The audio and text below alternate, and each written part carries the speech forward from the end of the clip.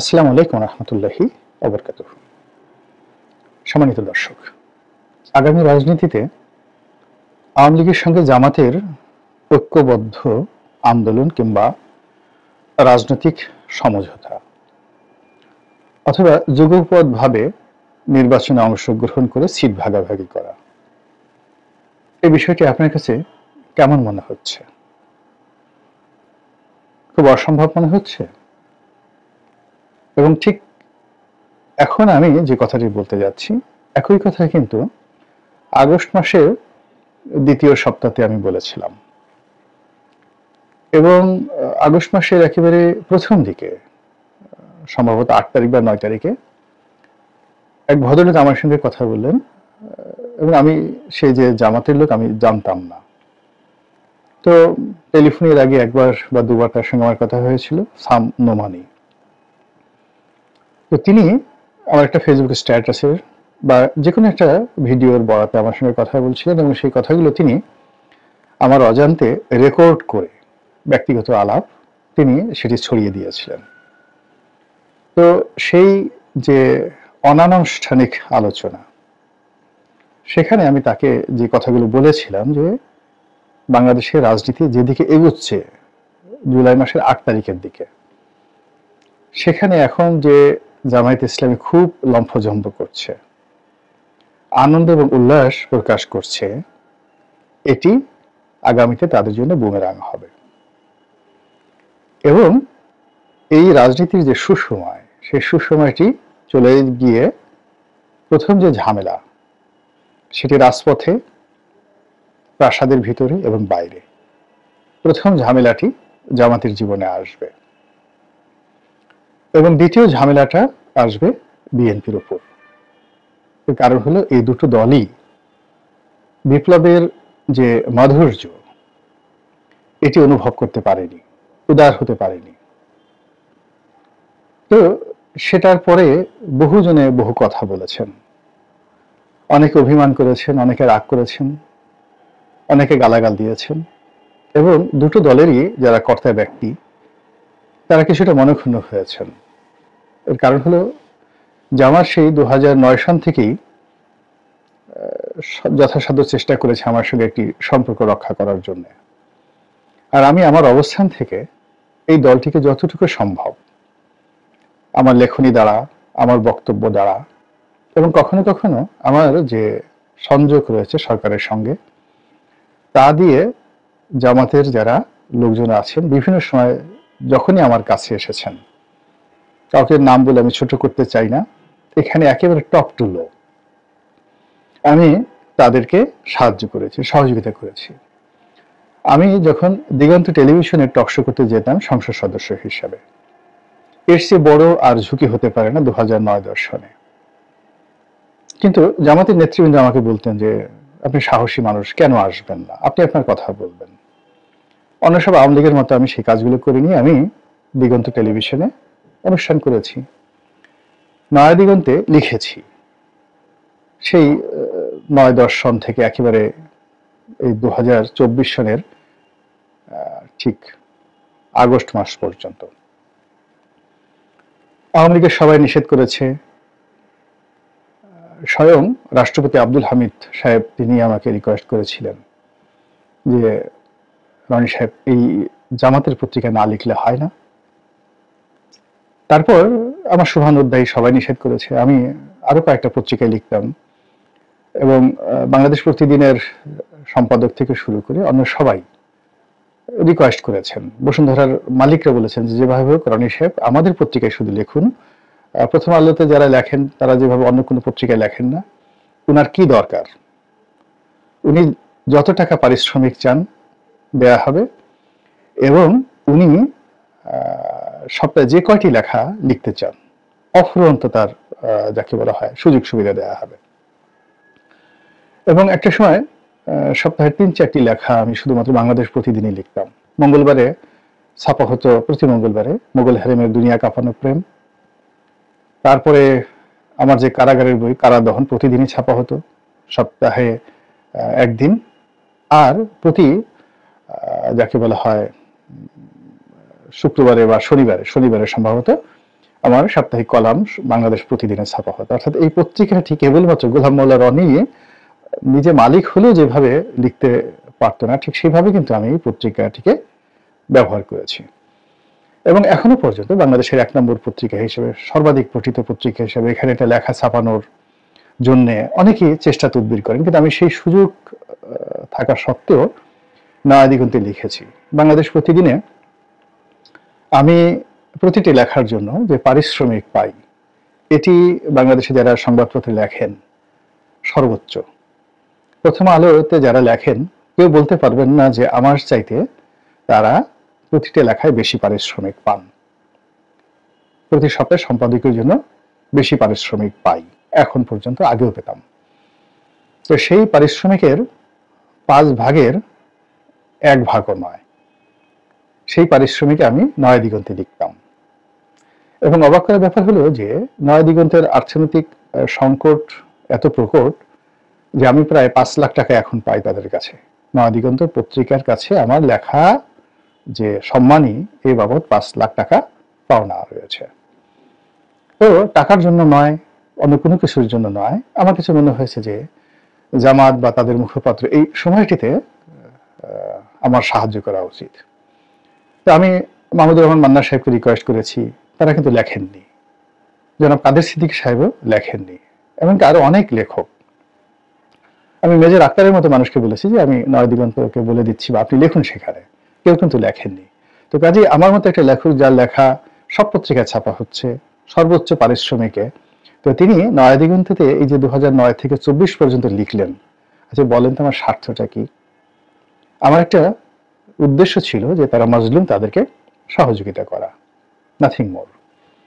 তো সেই আমি যখন আগস্ট মাসের প্রথম সপ্তাহে বললাম যে জামাত ভুল করছে, তো জামাতের যারা তরুণ তুর্কি অকথ্য ভাষায় গালাগাল দেওয়া শুরু করলেন। তারপরে বিএনপির যারা তরুণ তুর্কি তারাও গালাগাল দেওয়া শুরু করলেন যে এই লোক এই আবার পোল্টি মারছে। এখন চিন্তা করুন, 2018 সনে আওয়ামী লীগ ছেড়ে বিএনপিতে কোনো উন্মাদও যেত না, সাহস পেত না।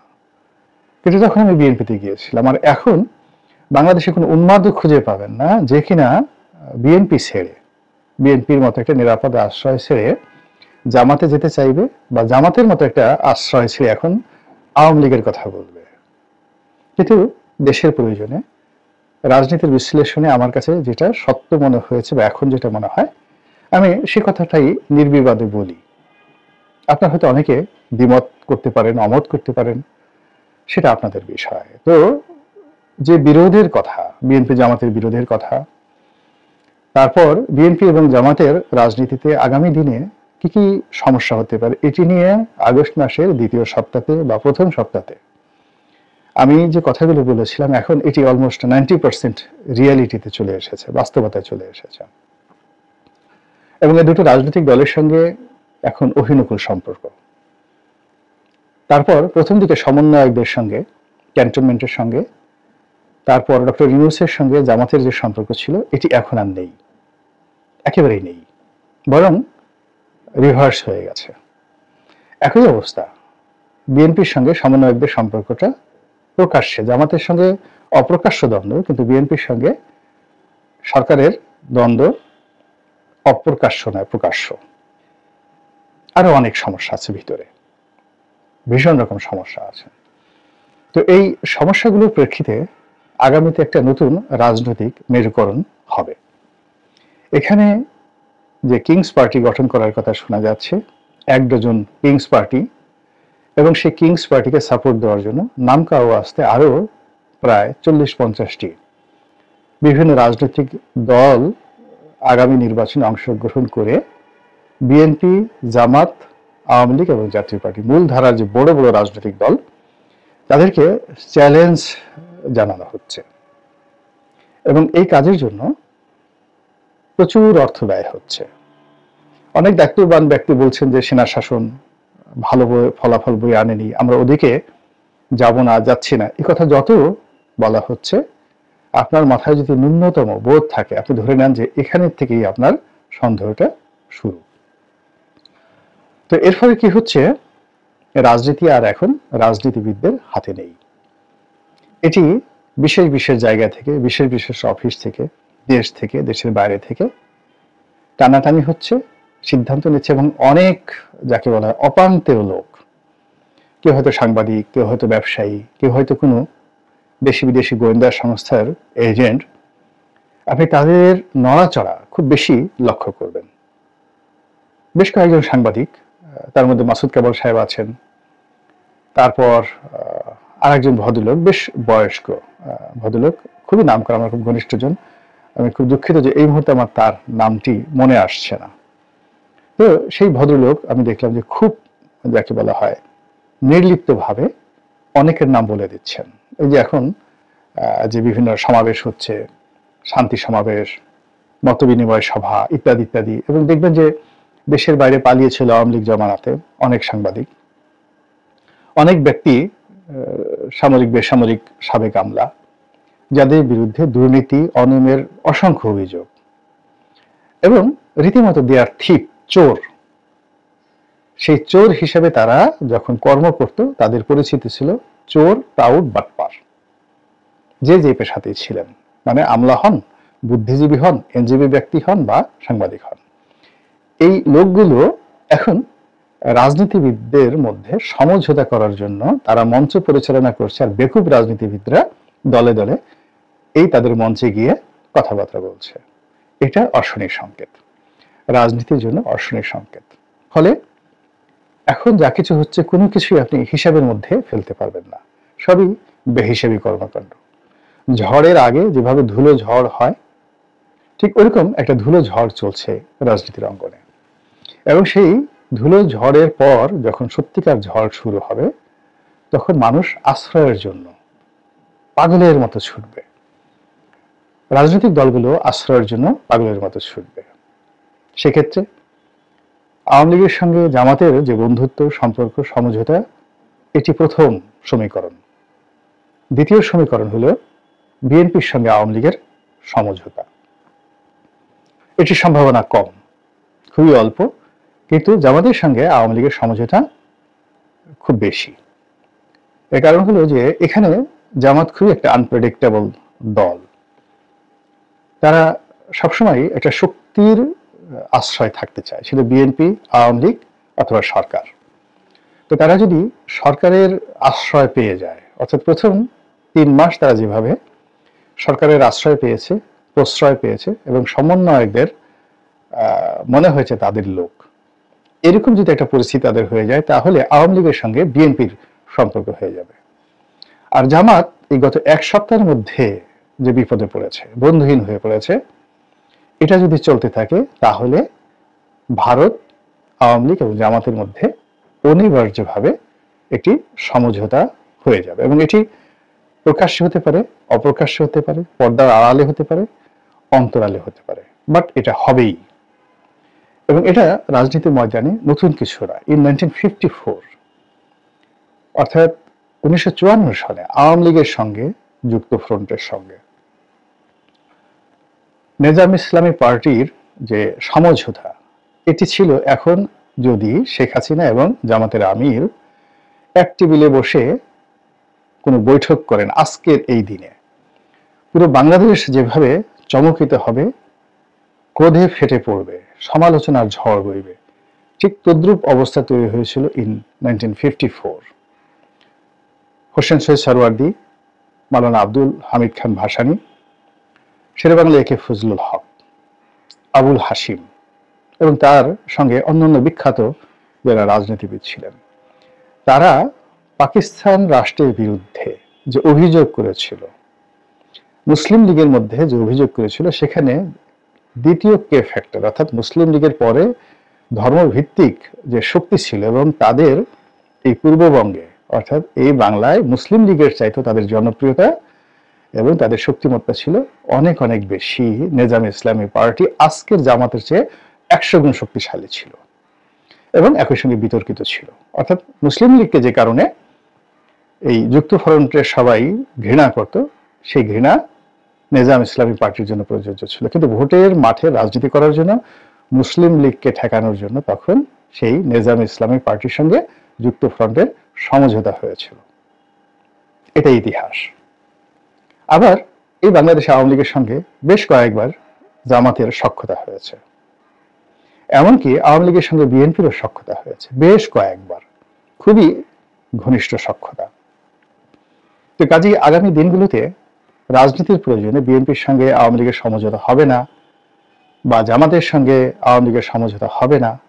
আওয়ামী লীগ ভ্যানিশ হয়ে গেছে, ৭১-এর মুক্তিযুদ্ধ রিসেট করা হয়েছে, তারপরে ৭২-এর সংবিধান ছুঁড়ে ফেলা হবে, রিরাইট করা হবে, ইত্যাদি কথাগুলো বড়জোর আর ৩০ দিন এই ময়দানে শুনতে পাবেন।